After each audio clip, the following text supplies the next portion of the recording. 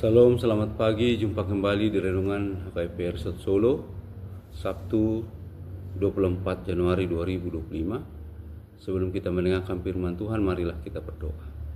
Kasih karunia dan damai sejahtera dari Allah Bapa dan anaknya Yesus Kristus memberkati kamu sekalian. Amin. Firman Tuhan dari Galatia 2 ayat 16, bahasa Batak. Ale oddo huboto kami sian haporsiao di Yesus Kristus sabingdo dapotan hapitoro jolma dada sian ulau patik dibaheni nang hami gabe porsia di Kristus Yesusi asa di pitori hami sian haporsiao di Kristusi dada sian ulau patik edang dapotan hapitoro nasa namar daging anggo sian ulau patik. Kamu tahu bahwa tidak seorang pun yang dibenarkan oleh karena melakukan hukum Taurat, tetapi hanya oleh karena iman dalam Kristus Yesus.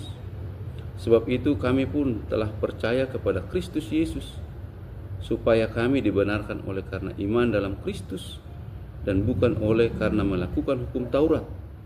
Sebab tidak ada seorang pun yang dibenarkan oleh karena melakukan hukum Taurat. Dibenarkan oleh iman. Saudara-saudari yang dikasihi Tuhan Yesus Kristus, itulah yang disampaikan oleh Paulus kepada orang-orang Galatia, bahkan kepada orang-orang Yahudi di tengah perdebatannya bersama para orang-orang Kristen kala itu. Galatia 2 ayat 16 ini mengajarkan bahwa tidak ada orang yang dibenarkan atau dinyatakan benar di hadapan Allah melalui perbuatan menaati hukum Taurat, tetapi semata-mata hanya oleh iman kepada Kristus Yesus.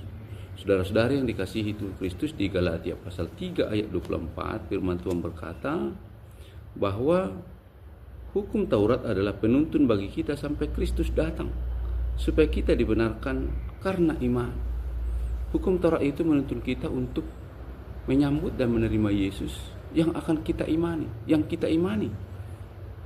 Saudara-saudara yang dikasihi, pembenaran kita datang dari anugerah Allah melalui Kristus Yesus, bukan karena usaha-usaha kita. Oleh karena itu lewat firman ini, siapapun kita perlu menyadari keterbatasan diri kita, keterbatasan kita.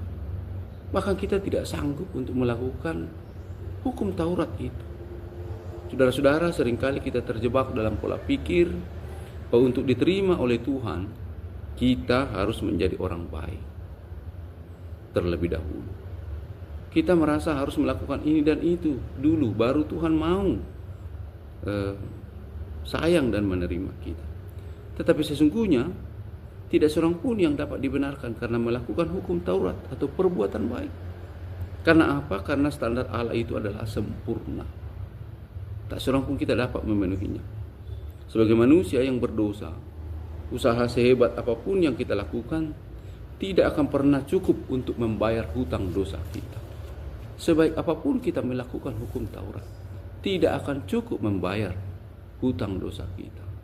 Karena itu, hanya imanlah sebagai jembatan bagi kita. Saudara-saudara, Paulus menekankan hanya oleh karena iman dalam Kristus Yesus dibenarkan. Kita dibenarkan, dijustify. Justify itu berarti status hukum kita di hadapan Allah diubah dari yang bersalah menjadi tidak bersalah, dari yang tidak benar menjadi benar. Itulah anugerah itu, itulah yang harus kita imani. Perubahan status ini hasil dari pengorbanan Kristus di kayu salib. Tadi di Galatia pasal 3 ayat 24, hukum Taurat itu menuntun kita sampai kepada Kristus, sehingga kita dibenarkan olehnya.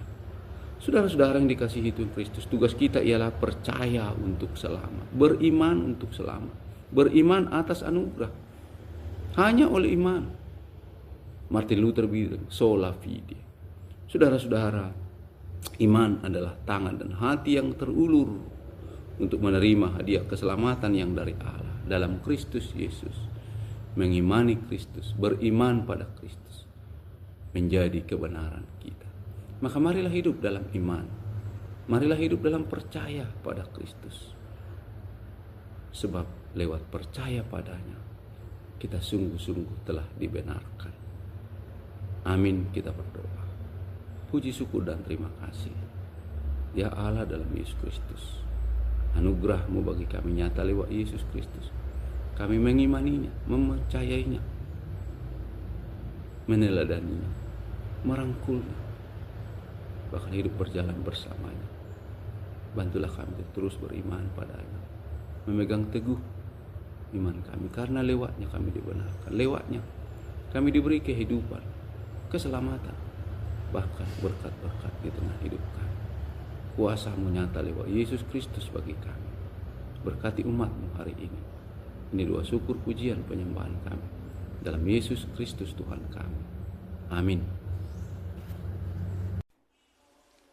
Kasih karunia Tuhan kita Yesus Kristus, kasih Allah Bapa, dan persekutuan Roh Kudus kiranya memberkati kamu sekalian hari ini, besok, lusa, sampai selama-lamanya.